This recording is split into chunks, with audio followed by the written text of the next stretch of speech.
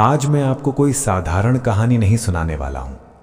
आज मैं आपको उस इंसान की कहानी सुनाने वाला हूं जिसने तलवार उठाए बिना साम्राज्य खड़े कर दिए, जिसने युद्ध लड़े बिना राजाओं को हरा दिया और जिसने ये साबित कर दिया कि दुनिया पर राज करने के लिए सबसे खतरनाक हथियार दिमाग होता है।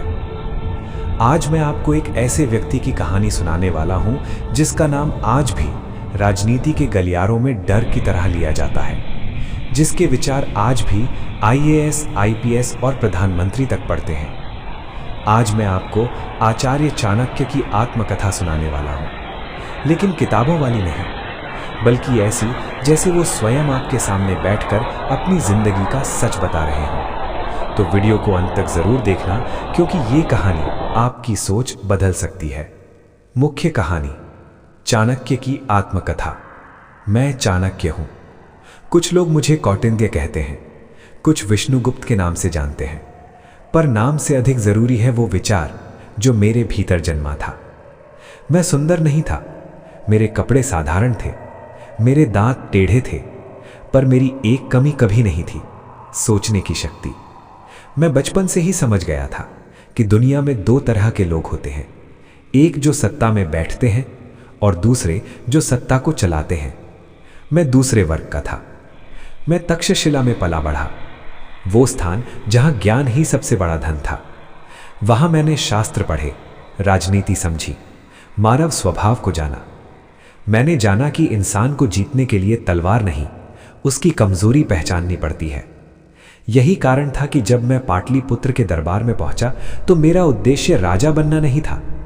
मैं राजा को सही दिशा दिखाना चाहता था, पर धनानंद वो राजा नहीं था, वो केवल घमंड था। उसने मुझे मेरे रूप के कारण अपमानित किया, सबके सामने। मुझे दरबार से घसीटकर बाहर फेंक दिया गया। उस दिन मेरे शरीर को चोट लगी, पर मेरी आत्मा जाग गई। मैंने उसी दिन प्रण लिया, जिस सिंहासन ने एक विद्वान का अपमान किया है, वो सिंहासन मिट्टी में मिलाया जाएगा। मैंने बदला नहीं चुना, मैंने रणनीति चुनी, क्योंकि बदला पल भर का सुकून देता है, पर रणनीति पीढ़ियां बदल देती है। मैंने एक ऐसे व्यक्ति की तलाश शुरू की जो केवल राजा ना बने, बल्कि राष्ट्र का निर्माण करे। और तभी मैंने उसे देखा, एक किशोर जिसकी आंखों में डर नहीं था, चंद्रगुप्त। मैंने उसमें वही आग देखी जो मेरे भीतर थी। अंतर सिर्फ इतना था कि मेरे पास बुद्धि थी और उसके पास शक्ति। मैंने उसे गढ़ा, मैंने उसे तोड़ा, मैंने उसे फिर से बनाया। मैंने उसे सिखाया कि राजा बनने से पहले अपने क्रोध पर शासन करना सीखो। मैंने उसे भूखा रखा, कठिनाइयों में डाला, क्योंकि जो भूख नहीं सह सकता वो प्रजा का दर्द नहीं समझ सकता। फिर हमने काम शुरू किया। हमने सीधे युद्ध नहीं किया, हमने व्यवस्था को भीतर से खोखला किया। मैंने कहा था, जब तक जनता का विश्वास राजा के साथ है, उसे कोई नहीं हरा सकता। लेकिन जिस दिन जनता सोचने लगे, उस दिन राजा गिर जाता है।